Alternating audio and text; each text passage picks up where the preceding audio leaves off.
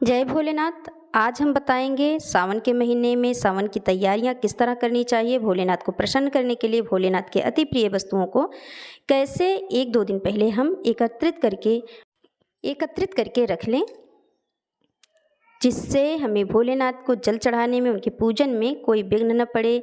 ऐसा न हो कि सुबह के टाइम जल्दी जल्दी हम कोई सामान ले जाना ही भूल जाएं मंदिर, या हम घर में ही अगर कर रहे हैं तो भी कभी कभी ऐसा होता है सुबह का टाइम रहता है, कुछ वस्तुएं भूल जाती हैं, ये लेना है वो लेना है। इस तरह हम अगर सभी वस्तुओं को, इन 15 वस्तुओं को एक दिन दो दिन पहले एकत्रित करके रख लेते हैं तो आसानी से भोलेनाथ की प्रिय वस्तुओं को भोलेनाथ को समर्पित कर सकते हैं।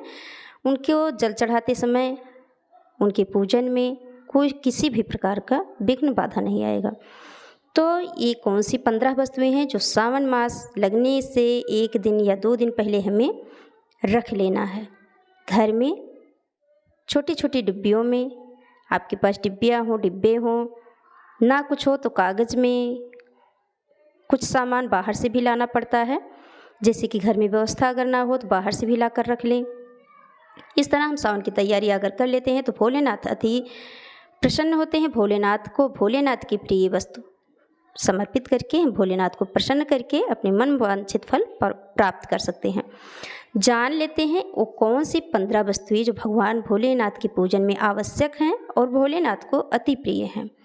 सावन में सोमवार का व्रत किस सोमवार से करें, ये तमाम प्रकार की जानकारियाँ, पूजन विधि तो जान लेते हैं। इससे पहले आपसे एक प्रार्थना है, अगर आप चैनल पर नए हो तो प्लीज़ चैनल को सब्सक्राइब अवश्य कीजिएगा। वीडियो को एक लाइक भी अवश्य करते हुए अपने दोस्तों के साथ शेयर करें, जिससे वह भी इन तैयारियों को पहले से ही कर सकें।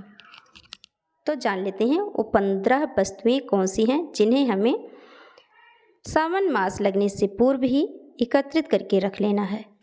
पहला है बेल का पत्र, जिसे सोमवार के दिन तोड़ा नहीं जाता, पूर्णिमा के दिन तोड़ा नहीं जाता, तो इसे हम रविवार के दिन ही तोड़ कर रख लेंगे 2-4-6 दिनों के लिए। जैसे आपके पास अगर है बेलपत्र का वृक्ष तो आप थोड़ा ही तोड़ के रख लें 2-3 दिनों के लिए। अगर दूर है तो 2-4-6-10 दिन के लिए भी तोड़ कर रख सकते हैं। बेलपत्र हमेशा कभी भी आप तोड़ के रखें, कभी भी चढ़ा सकते हैं।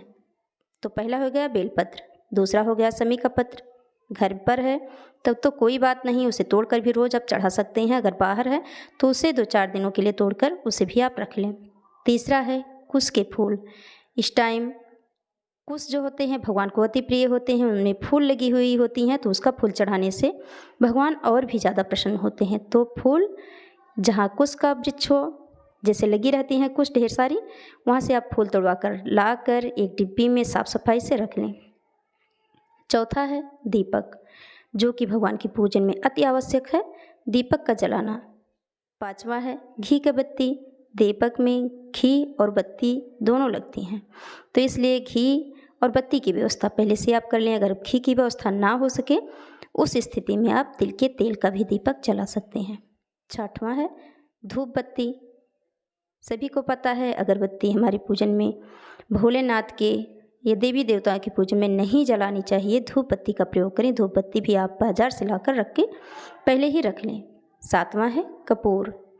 कपूर के बिना भी भोलेनाथ का पूजा अधूरा रहता है।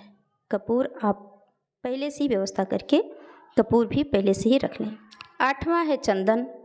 चंदन में लाल चंदन आप अवश्य रखें। मनोकामना को पूर्ण करने के लिए भगवान भोलेनाथ के जल में थोड़ी सी लाल चंदन डालकर जल चढ़ाया जाता है।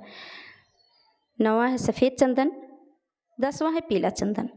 इन सभी चंदन को आप बाजार से लाकर पहले ही रख लें, उनके पूजन में विशेष स्थान है चंदन का। 11वां है भस्म। भस्म भी भोलेनाथ को अति प्रिय है, उनके पूजन में भस्म अति आवश्यक है। 12वां है अक्षत। भोलेनाथ को अक्षत भी बहुत प्रिय है। अक्षत हमेशा एकदम सबूत, मतलब टूटा फूटा नहीं होना चाहिए। 13वां है शहद। भोलेनाथ के पूजन में शहद भी अति आवश्यक है, इसे भी पहले ही से ही आप खरीद कर ला कर रख लें। 14वां है शक्कर। किसी भी साफ पात्र में, डिब्बी में शक्कर आप पहले से रख लें, जिससे रोज़ उसे ढूंढना ना पड़े। भगवान के जल चढ़ाते समय शक्कर आप रोज़ चढ़ाया करें सावन के महीने में। 15वां है गंगा जल, जो कि अति आवश्यक है भोलेनाथ के पूजन में। गंगा जल चढ़ाना सावन के महीने में तो और भी अति आवश्यक हो जाता है। भगवान को ये सभी वस्तुएं अति प्रिय हैं। इसे चढ़ाने से कई फायदे हैं, जिसके बारे में आज से बताने लगें अगर तो वीडियो बहुत ही लंबी हो जाएगी। दूसरी वीडियो में इनके बारे में चर्चा करेंगे। तो ये सभी वस्तुएं पहले से आप ला कर रख लेंगे अगर, तो बहुत ही अच्छी तरह से आप रोज़ नित्य की पूजन कर सकेंगे, बिना भाग दौड़ के, बिना किसी परेशानी के। जान लेते हैं सोमवार का व्रत हम सावन का सोमवार कब से शुरू करें। अब की बार सोमवार को पूर्णिमा पड़ रही है, जो कि 3 जुलाई को है।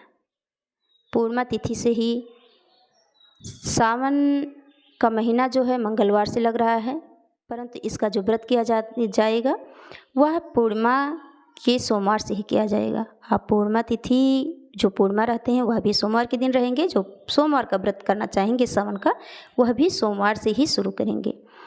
तो इसका बहुत ही विशेष महत्व है कि बार सावन के महीने में जो सोमवार पड़ रही है बहुत ही विशेष है। सावन के महीने की जो सोमवार पूर्णिमा के दिन से पड़ रही है वो बहुत ही विशेष है। इस दिन से आप सावन का सोमवार शुरू कर सकते हैं। और बीच सावन के बीच में ही मलमास पड़ रहा है। जिसे रखना हो तो पूरे 2 महीनों के लिए सोमवार का व्रत रख सकता है। जो रखना चाहे सोमवार सावन का ही, वह फिर मलमास के महीने में छोड़कर फिर सावन के महीने में शुरू कर सकता है। इससे उसका व्रत टूटेगा नहीं, सावन में ही रह जाएगा, क्योंकि बीच में भोलेनाथ का ही दिन है अधिक मास। तो अधिक मास पड़ रहा है। अगर आपकी व्यवस्था ना हो, आपका सामर्थ्य ना हो, तो आप मलमास में सोमवार छोड़ भी सकते हैं। अगर आप मलमास में भी रहें तो कोई बात नहीं, रह सकें तो रह जाएं, नहीं तो आप मलमास के महीने में छोड़कर फिर सावन के महीना जब भी लगे सोमवार फिर से प्रारंभ कर सकते हैं। तब भी आपका पूरा सोमवार व्रत पूरा होगा। तो भोलेनाथ की वो प्रसन्न करने के लिए, अति कृपा पाने के लिए, मनोवांछित फल पाने के लिए ये इस तरह आप व्यवस्था करें, इस तरह आप भगवान भोलेनाथ का पूजन करें। तो फिर मिलेंगे ऐसी ही अच्छी और सच्ची जानकारियों के साथ अगली वीडियो में। तब तक के लिए जय श्री राम, हर हर महादेव, जय भोलेनाथ।